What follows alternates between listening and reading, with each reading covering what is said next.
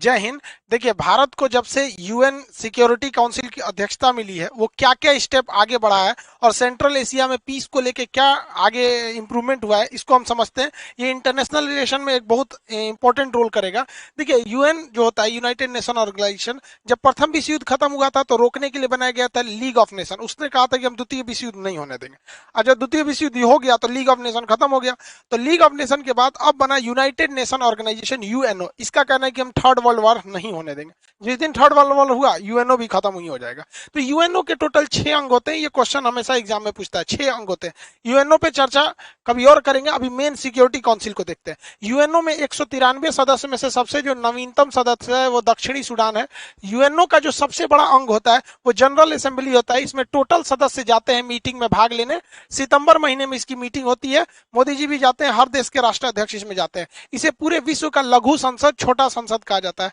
जबकि सबसे मेन जो सबसे बड़ा पावरफुल अंग होता है इसका, वो होता है सिक्योरिटी काउंसिल। इसे दुनिया का पुलिसमैन के नाम से भी जाना जाता है। तो यूएन की ये बिल्डिंग है, ये सारी मीटिंग्स वगैरह इसी हॉल में होती है। बाकी इसके जो ऑफिसर्स वगैरह, जो बाकी प्लानिंग फाइलें वगैरह रहती है, सब में बिल्डिंग में होती है। अब इसमें यूएन सिक्योरिटी काउंसिल को थोड़ा सा समझते हैं। यूएन सिक्योरिटी काउंसिल जो है, इस सिक्योरिटी काउंसिल में, इसे शॉर्टकट में यूएनएससी कहते हैं, यूएन सिक्योरिटी काउंसिल। इसमें टोटल 15 मेंबर होते हैं। 10 जो होते हैं टेम्पररी होते हैं, अस्थायी, और 5 जो होते हैं अस्थायी होते हैं, यानी परमानेंट होते हैं। जो 10 टेम्पररी होते हैं उनका कार्यकाल जो होता है वो केवल 2 साल का होता है। 10 साल पहले भारत भी था, अभी भारत भी इसका सदस्य है 2 साल के लिए, 2021-2022। उसके बाद फिर किसी और को मिल जाएगा। जो परमानेंट सदस्य होते हैं उनकी सदस्यता खत्म ही नहीं होती। जब तक यूएनओ रहेगा तब तक वो रहेंगे। इसमें 5 देश आते हैं, अमेरिका, ब्रिटेन, फ्रांस, रूस और चाइना। भारत इसमें नहीं आता है। हालांकि यह सदस्यता भारत को दी जा रही थी, किंतु भारत से उस समय आजादी के बाद बहुत ही ज्यादा पैसे की डिमांड थी, क्योंकि यूएन का खर्च उठाना पड़ता है। तो भारत को यूएन का खर्च नहीं उठाने की क्षमता नहीं थी। उसने, नेहरू ने क्या किया, कहा चाइना को ऑफर कर दिया। ये उनकी सबसे बड़ी भूल साबित हुई। तो हम लोग अस्थायी में, जो अस्थायी वालों को कोई खास पावर नहीं मिला होता है। अस्थायी सदस्य जो होते हैं, उन अस्थायी सदस्यों के पास एक विशेष पावर होता है। विशेष पावर को कहते हैं वीटो पावर। वो चाहेंगे तो किसी भी प्रस्ताव को रोक सकते हैं। पूरी दुनिया राजी हो, लेकिन किसी एक 5 में से कोई एक कह देगा नहीं, यानी वीटो, तो वो प्रस्ताव रद्द कर दिया जाता है। तो वीटो का पावर बहुत ज्यादा है। वीटो उन्हीं को मिलता है जो परमानेंट मेंबर होते हैं। अब हम लोग परमानेंट मेंबर नहीं है। अब हम लोग को क्या करना पड़ता है, जाके वहां पे अप्लाई करना पड़ेगा, हमें परमानेंट मेंबर चाहिए। तो यूएन के 193 में से लगभग 2/3 मेजोरिटी हाँ कहना चाहिए, और साथ ही साथ उसमें ये 5 का रेडी रहना जरूरी है। इसमें चाइना सबसे बड़ा अरंगा लगा देता है। अब ये वीटो पावर इतना पावरफुल होता है कि आप खुद सोचिए कि यूएनएससी जो है, यूएनएससी, ये सद्दाम हुसैन पर सैंक्शन लगा दिया, लद्दाख, गद्दाफी पर क्या लगाया था, सैंक्शन लगाया था, बहुत सारा कार्रवाई किया था। लेकिन 1971 में जब भारत पाकिस्तान का पूर्वी पाकिस्तान पर हमला करके उसे बांग्लादेश बनाया, तो यूएन में चाइना उठाने का मुद्दा किया था। इसको पाकिस्तान ने भी किया था, लेकिन रूस ने वीटो कर दिया कि नहीं, ये प्रस्ताव, इस पर चर्चा नहीं होगी, खत्म हो गया यहाँ पे। जब भारत ने 370 को हटाया, तो पाकिस्तान ने भी सोचा कि इसको पूरी अच्छे से उठाया जाए यूएन में। वीटो करने के बाद वो भी खत्म हो गया। तो दुनिया में सबसे ज्यादा अगर वीटो किसी ने किया है तो वो रसिया ने किया है, यूएसएसआर ने किया है। और सबसे कम अगर वीटो किया है तो चाइना ने किया है। चाइना और फ्रांस बहुत कम करते हैं। चाइना दूसरे के मैटर में नहीं पड़ता है। चाइना का काम है, हमको अपने मतलब से मतलब रहता है। अभी भारत का कहना है कि हमें भी इसमें यूनाइटेड नेशन में परमानेंट मेंबर चाहिए, ताकि हमें भी वीटो पावर मिल सके। तो ये जो नया नया जो बुढ़ऊ बने हैं, तो डोनाल्ड ट्रंप का कहना था कि भैया चलो हम भारत को परमानेंट सदस्य देते हैं ताकि उसे वीटो पावर मिल जाए। लेकिन ये जो बुढ़ऊ आए हैं, इनका कहना है कि भारत को हम परमानेंट सदस्य बना देंगे, लेकिन उसे वीटो पावर नहीं देंगे। मतलब समझ रहे हैं ये बुढ़ऊ का क्या कहना है, कि हम ब्याह करा देंगे लेकिन दुल्हन नहीं देंगे। तो सोचा ब्याह के लिए कौन फायदा है यहाँ पर, तो हम क्या करेंगे, अस्थायी सदस्यता। कभी कभी अमेरिका की हरकतें हमें यह सोचने के लिए मजबूर कर देती हैं कि रूस ही है हमारा परम मित्र। खैर, हमें यह भी प्रस्ताव नहीं ठुकराना चाहिए, क्योंकि अगर हमारे पास परमानेंट सदस्य हो जाएंगे, वीटो पावर नहीं मिलेगा, तो कम से कम परमानेंट सदस्य होने के नाते हर मीटिंग में हम हमेशा बैठेंगे। तो ऐसा थोड़ी है कि 2 साल के लिए बैठेंगे उसके बाद नहीं बैठेंगे, हमेशा बैठेंगे, प्रभाव रहेगा, फिर धीरे धीरे कर लेंगे। क्योंकि हमारे पास, देखिए, वीटो हम लोग ले लेंगे पहले, एक बार परमानेंट हो जाए, क्योंकि हमारे पास इसका अच्छा खासा एक्सपीरियंस है। अंग्रेजों से जब हम लोग आजादी मांग रहे थे 1919 में, तो जलियांवाला बाग हत्याकांड वगैरह हो गया, तो अंग्रेजों को लगा भारत वाला फिर पीट देगा सर, तो उन्होंने 1919 में आजादी नहीं दिया। उन्होंने कहा कि राज्यों का आधा शासन हम भारतीयों को दे रहे हैं, मतलब देश पूरी तरह अंग्रेजों के पास रहेगा, राज्यों का मेन चीज भी अंग्रेजों के पास रहेगा, और राज्य में कुछ एरिया में शासन करने का शक्ति भारत को दे देंगे, जिसे राज्यों का द्वैध शासन कहा गया। बाद में भारत ने 1935 में जो अधिनियम आया, भारतीयों का दबाव बना, कहा कि हम पूरा राज्य हमारे कंट्रोल में रहेगा और देश का भी आधा हिस्सा हम ही कंट्रोल करेंगे। तो धीरे धीरे 1935 में पूरा राज्य भारत के कंट्रोल में आ गया। भारत शासन अधिनियम द्वारा राज्यों को राज्यों में पूरी तरह से स्वायत्तता यानी डोमिनेंस दे दिया गया और केंद्र में भी आधा शासन भारतीयों ने कर लिया। और उसके बाद जब 15 अगस्त 1947 आया तो पूरा भारत कब्जा हो गया यहाँ पर, तो हम लोग का वापस ले लिए, उन लोगों को भगा दिए। तो धीरे धीरे ये हो जाएगा, तो हमें ये भी प्रस्ताव नहीं ठुकराना चाहिए यूएन का। अभी क्या है कि हम लोग उसके यूएनएससी के अध्यक्ष बने हुए हैं। अब ध्यान से समझिए, यूएनएससी जो होता है ये 15 सदस्य होते हैं। तो इसमें 15 सदस्य में से अल्फाबेट के हिसाब से, अल्फाबेटिक यानी वर्णमाला के हिसाब से क्या बनाया जाता है, अध्यक्ष बनाया जाता है यूएन सिक्योरिटी काउंसिल का। ये 15 रहते हैं, लेकिन इस मीटिंग का हेड कौन रहेगा, 1 महीना के लिए बनाया जाता है। उस हेड का इतना पावर रहता है ना कि वो मुद्दों को डिसाइड करता है कि ये मुद्दा उठने देंगे कि नहीं उठने देंगे। अब भाई मुद्दे नहीं उठेगा तो आप वीटो क्या कीजिएगा, तो मुद्दा उठेगा कि नहीं उठेगा ये डिसाइड करता है यूएन सिक्योरिटी काउंसिल का अध्यक्ष। तो इस बार अगस्त महीने की अध्यक्षता भारत को मिली है। अब ये केवल 1 महीने के लिए होती है। जून में यह अध्यक्षता जो थी वो चाइना के पास थी, जुलाई में एस्टोनिया के पास थी, अभी अगस्त में भारत के पास आया। अब सितंबर में यह आयरलैंड के पास चला जाएगा। अब इस अध्यक्षता का कितना बड़ा फायदा होता है ऐसे ही समझिए, जब 2019 में भारत ने 370 को हटाया था तो पाकिस्तान यूएन में चला गया सिक्योरिटी काउंसिल में। अब चूंकि डिक्सन आयोग और सिक्योरिटी काउंसिल के पास ये मामला अधीन है, अब उस पर कुछ विचार होता, हो सकता है यूएन ऑर्डर कर देता कि आप 370 नहीं हटा सकते, या कुछ भी हो सकता था। Always ready for worse condition. तो ये भैया आप किसके पास जाइएगा, इन 15 में से आपको सबसे पहले अध्यक्ष के पास जाना पड़ेगा, जो 1 महीने के लिए प्रेसिडेंट बनता है, जो चीफ बनता है उसका, कि भैया ये मुद्दा उठाइए तब चर्चा करेंगे। पोलैंड ने कहा भाग ससुरा, हमको नहीं पता कश्मीर उश्मीर का मैटर, तुम लोग हटाओ। मुद्दे नहीं उठने दिया, पाकिस्तान खिसिया नहीं, बिल्ली खंबा नोचे। अब भारत के लिए समझिए क्या है कि भारत अगस्त 2020 में, अभी 21 में, अभी तो अध्यक्ष ही है, फिर हम लोग को अध्यक्षता मिलने वाला है दिसंबर 2022 में। यानी अधूरा काम अभी निपटा देते हैं, अभी देखते हैं क्या क्या काम हुआ है और एक काम आगे निपटा देंगे। अब सोचिए हम लोग टेम्पोररी 1 महीना के लिए हो रहे हैं तो कितना पावर है, जिसके पास वीटो पावर परमानेंट होगा उसके पास कितना पावर रहता होगा। हालांकि इसी साथ ही हम लोग 1 महीना के लिए यहाँ अध्यक्ष भी हैं और अस्थायी सदस्य भी हैं हम, क्योंकि ये जो होता है अस्थायी सदस्य, इसकी सदस्यता 2 साल के लिए होती है। तो इसी साल हम लोग बने हैं 2021 से 22, 2 साल तक हम लोग रहेंगे। तो अभी हम लोग तो इसमें अस्थायी सदस्य भी रहने वाले हैं, तो ये हम लोग के लिए फायदेमंद है। लेकिन हम लोग को परमानेंट सदस्यता के साथ साथ वीटो रहना जरूरी है, ताकि देश हम लोग का इंटरनेशनल लेवल पर एक मजबूत स्थिति में आ सके। जैसे भारत को 1 महीना के लिए सदस्यता मिली, अफगानिस्तान के मैटर को लेकर चाइना और पाकिस्तान एग्रेसिव हो रहे हैं क्योंकि वो भारत को घेरना चाहते हैं। तो यूएन में भारत सरकार ने क्या किया, मुद्दा उठा दिया कि अफगानिस्तान का मामला, अफगानिस्तान का जैसे मामला उठाया तो भारत अध्यक्ष है, खुल के बोल नहीं सकता है क्योंकि अध्यक्ष को सबको लेके चलना पड़ता है, तो बाकी कसर पूरा कर दिया अशरफ गनी ने। तो भारत ने एक प्रस्ताव पारित करा लिया और सारे देशों से ये राजी करा लिया वहां पर यूएन सिक्योरिटी काउंसिल में कि अगर तालिबान कब्जा भी कर लेता है अफगानिस्तान में तो उसे कोई देश मान्यता नहीं देगा। तो जो तालिबान सोच रहा है पॉलिटिकल मान्यता के लिए, अब वो उसको नहीं मिल पाएगा क्योंकि इस पर पूरी तरह से प्रेस रिलीज करके ऑफिशियली साइन भी कर दिया गया है इस पर। अब इधर इस बीच मीटिंग हो ही रही थी ताकि अफगानिस्तान ने भी मुद्दा उठा दिया कि तालिबान में अगर शांति चाहिए, अफगानिस्तान में अगर शांति चाहिए तो तालिबान को काउंटर करने के लिए पाकिस्तान पर बैन लगाना पड़ेगा। तो इन लोगों ने पाकिस्तान पर ट्रेड सैंक्शन थोपने चालू कर दिया है। अब पाकिस्तान के ऊपर दबाव है कि अगर आपको सेंट्रल एशिया में व्यापार करना है तो अफगानिस्तान आपको जमीन नहीं देगा, अपना प्रयोग करने नहीं देगा, क्योंकि आप तालिबान के लिए जा रहे हैं। तो पाकिस्तान जो है एक और भारत से तो सैंक्शन लगा ही दिया, उधर से अफगानिस्तान लगा दिया, ईरान पे जाएंगे तो अमेरिका इनको ठोक देगा, बेचारा घिर गया है यहाँ पे। अब इसके लिए केवल इसका अब्बा बचा हुआ है चाइना।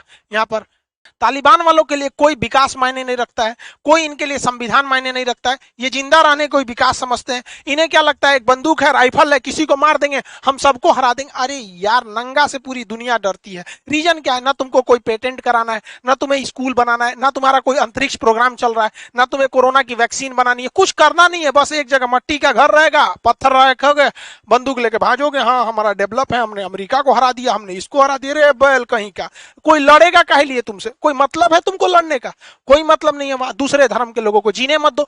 बताइए वहां थाला साहिब गुरुद्वारा था, ये गुरुद्वारा की इतनी पुरानी खासियत थी कि इसमें खुद गुरु नानक जी देव जी ने वहां अपने पैरों को रखा था, मतलब वहां गए थे। वहां से इन लोगों ने झंडा जो होता है निशान साहिब, तो सिख धर्म में एक्चुअली क्या होता है, हर पवित्र चीज के आगे साहिब लगाए जाते हैं। इवन हम लोग पटना में रहते हैं तो यहाँ 10वें गुरु जी का जन्म स्थली है, तो वहां पटना के उस एरिया को पटना साहिब कहा जाता है। तो ये उनके हिसाब से तो ये जो निशान लगाते हैं ना, निशान साहिब, इसको हटा दिया और तालिबान ने कहा हमने नहीं हटाया। अरे इससे तू नहीं चोट्टा कहीं का, तुमने नहीं हटाया तो कौन हटाएगा वहां। मतलब ये सब किसी अब बताइए, वहां एक महिला कपड़े थोड़े से टाइट फिटिंग थे तो उसको गोली मार दिया।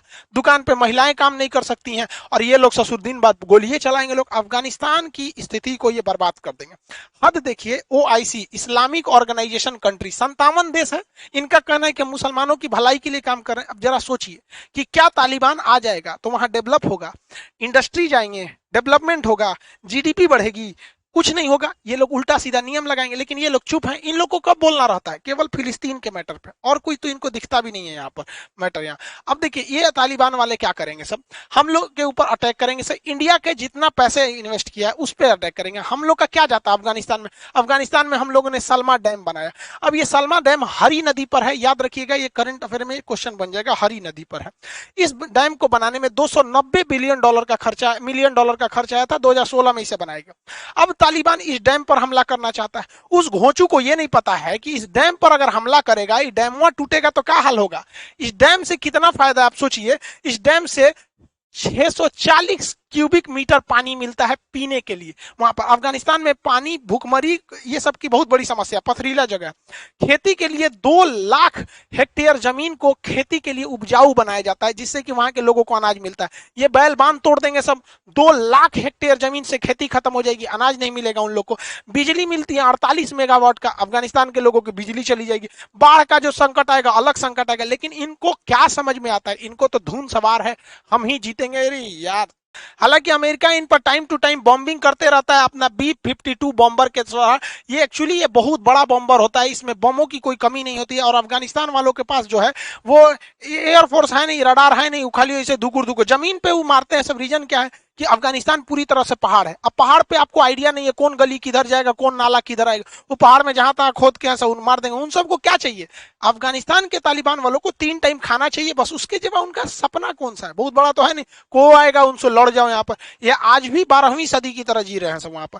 अब यहाँ पे अमेरिका जो है वो अपना विमान वाहक पोत रोनाल्ड रीगन भी तैनात कर दिया है अरब सागर में। वहां से ये उड़ान भरते हैं और पाकिस्तान के ऊपर जाके अफगानिस्तान पे बॉम्बिंग करके चले आते हैं। हालांकि ये हमले का होना जरूरी है, क्योंकि जब ये शुरुआती स्ट्राइक अमेरिका कर देता है तो उसके बाद अफगानिस्तान की एयरफोर्स जो बम्बार्डियर जहाज लेके आती है और तालिबान वालों को धो देती है। हालांकि अफगानिस्तान की फोर्स जो है वो इनको काउंटर करने के लिए सही है, लेकिन एयरफोर्स का अटैक होना जरूरी है।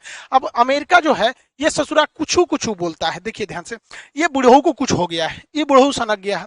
इस बुढ़ऊ का कहना है कि 31 अगस्त के बाद हम बम्बार्डमेंट भी रोक देंगे। अब भैया बम्बार्डमेंट रोक देगा तो अफगानिस्तान सरकार फंस जाएगी।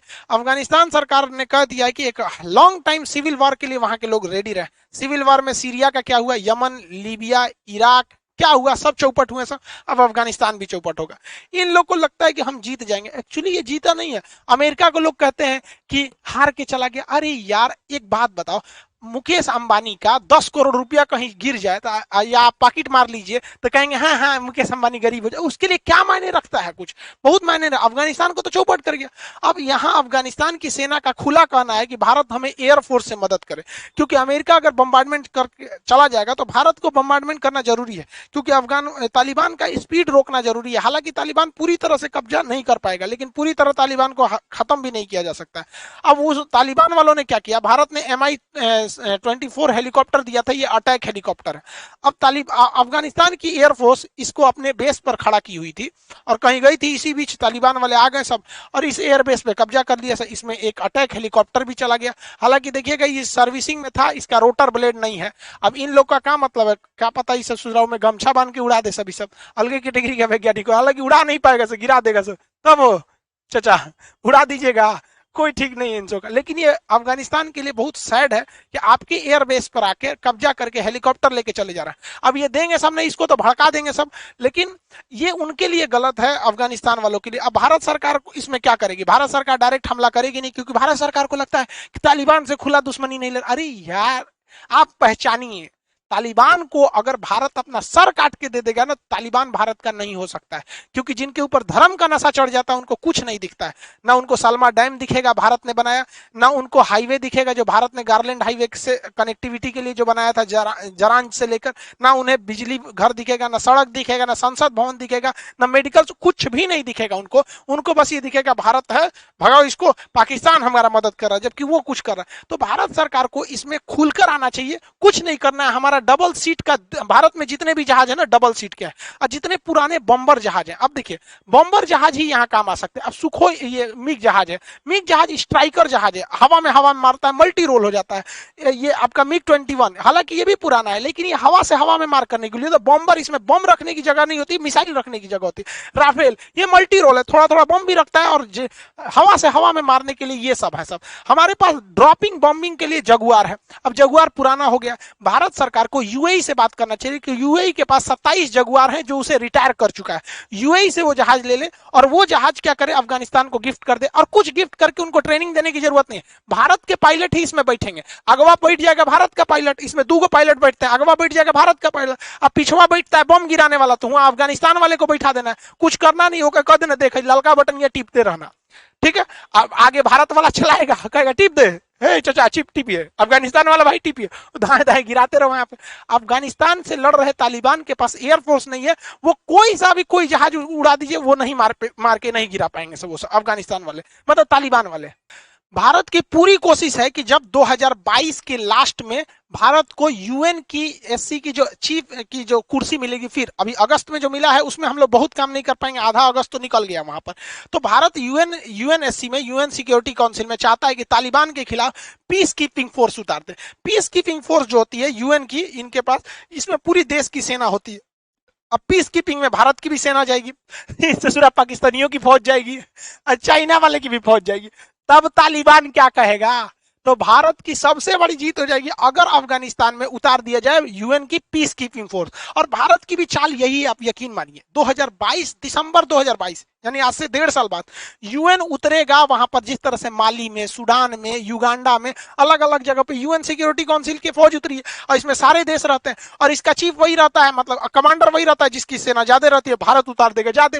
अब पाकिस्तान वाले, रे पाकिस्तानी चल चल मार उधर, पाकिस्तान बलूचिस्तान रेजिमेंट मार उधर, अब उन्हीं सबको आगे कर देगा भारत। चल चाइना वाला पहले तुम आगे चल, पाकिस्तान वाला तुम चल, मारेगा तो तालिबान तुम्हारे पे भड़केगा, नहीं मारेगा तो तालिबान साला किसी को नहीं पहचानता है। तो भारत की ये डिप्लोमेटिक जीत होगी अगर वहां पे पीस कीपिंग फोर्स को उतार दिया जाएगा तब। हालांकि चाइना जो है वो, पाकिस्तान, ये कभी नहीं चाहते हैं ये दोनों कि भारत यहां अफगानिस्तान के मैटर में एंट्री करे। इसलिए हम आपको एक वीडियो में बनाए थे कि रूस ने बनाया था एक ट्रोइका नाम है। ट्रोइका क्या है भाई? तो ट्रोइका 3 देशों का एक संगठन था जिसमें अमेरिका था, चाइना था और रूस था। लेकिन रूस ने कहा कि भैया इसमें अन्य देशों को मिलाना चाहिए, तो ट्रोइका प्लस करके इंडिया, पाकिस्तान और ईरान को भी इनवाइट किया गया। अब क्या है, अमेरिका ने कह दिया कि ईरान नहीं आना चाहिए, तो ईरान विरोध कर दिया। और पाकिस्तान और चाइना कह रहे हैं कि भारत नहीं आना चाहिए। तो भैया रूस जो है ना, चाइना के दबाव में आके रूस ने भारत को ट्रोइका की मीटिंग से बाहर कर दिया। हालांकि ट्रोइका बहुत बड़ा चीज तो, संगठन तो है नहीं, एक मीटिंग का नाम था, लेकिन इससे भारत को बाहर करना मतलब चाइना के प्रभाव को दर्शाता है। तो भारत भी चुप थोड़े बैठेगा यहाँ पर। भारत ने समझ गया कि इसमें पाकिस्तान का हाथ है। तो यूएनएससी की जो मीटिंग थी, यूनाइटेड नेशन सिक्योरिटी काउंसिल की मीटिंग में, उसमें भारत के जो त्रिमूर्ति साहब है, इन्होंने पाकिस्तान को बाहर कर दिया। अब पाकिस्तान कह रहा है कि एज यूजुअली हमको तो पता ही था कि भारत आ जाएगा तो पाकिस्तान को यही करना पड़ेगा। और पहली बार, इतिहास में पहली बार कि यूएन के सिक्योरिटी काउंसिल की अध्यक्षता की कुर्सी पर बैठ के भारत के प्रधानमंत्री ने भाषण दिया। तो मोदी जी ने यहाँ बैठ के, देखिए तो मोदी जी दिख रहे हैं यहाँ पर, मोदी जी बैठ के भाषण दिए। अब इसमें तो सब चीज प्री प्लान रहती है। चाइना ने अपने सबसे छोटे अधिकारी को भेज दिया, कोनो आईएएस रैंक के, मतलब वहां के अधिकारी को, ताकि मोदी जी की बेइज्जती हो सके। अब मोदी जी ठहरे, मोदी से, अरे यार मोदी है, मोदी, उन लोगों को पता नहीं आता है। मोदी जी ने कहा कि चाइना तू हमारा बेइज्जती करेगा। इन्होंने उठा दिया यूएन में, कौन सा मीटिंग में, मेरी टाइम बाउंड्री का मुद्दा, कि भैया समुद्री व्यापार सुगमता से होने चाहिए, किसी की जहाज को कोई देश न डुबाए। अब इसमें इशारा पर हमला हो गया चाइना पर। अब अफगानिस्तान मुद्दा था सबसे ज्यादा विवादित, दक्षिणी चीन सागर, इसमें चाइना जहाजों को डुबा देता है। अमेरिका कहा कि 1 नंबर बोल रहे हैं मोदी जी।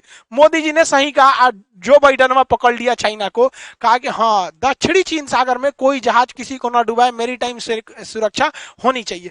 तो ये बहुत बेहतरीन काम किया। तो आप सोच सकते हैं कि 1 महीना के लिए भारत को अध्यक्षता मिला और 2 साल के लिए भारत अस्थायी सदस्य बना है, तो इतना बड़ा तांडव कर सकता है। जो चाइना बहुत कूद रहा था यहाँ दक्षिणी चीन सागर को, इशारों इशारों में वहां पूरी दुनिया का ध्यान अगर आकर्षित कराया जा सकता है, तो वह दिन सोचिए कि जब हम भारत को अस्थायी सदस्यता मिल जाए और बीटो मिल जाता, तो हम अब तक यूएन में भारत क्या करता, पीस कीपिंग फोर्स उठा देता। और ये एक ऐसी गलती थी जो जवाहरलाल नेहरू की, जो हम कभी नहीं भूल सकते हैं। हालांकि उस समय देश की अर्थव्यवस्था भी बहुत खराब थी, जितना पैसे की रिक्वायरमेंट थी भारत अभी भी उतना पैसा नहीं देता है। भारत का उसमें योगदान 1.7% के आसपास है, बहुत कम योगदान है यूएन में, लेकिन बाकी अन्य जगहों से यूएन देता है। लेकिन नेहरू को भी सोचना चाहिए कि हम पैसों की भरपाई कर सकते थे, लेकिन ये पावर तो कभी नहीं आ सकता था हम लोगों के पास। तो भारत सरकार को भी ये सब चीजों को दबाव बनाना चाहिए। हालांकि पल पल जो ये बदलते रहता है, अभी बाइडन ट्रंप था तो कह रहा था कि भारत के पक्ष में रहेंगे, बुढ़ऊ को कुछ हो गया, वैक्सीनों रोक दिया था कुछ कुछ दिन पहले।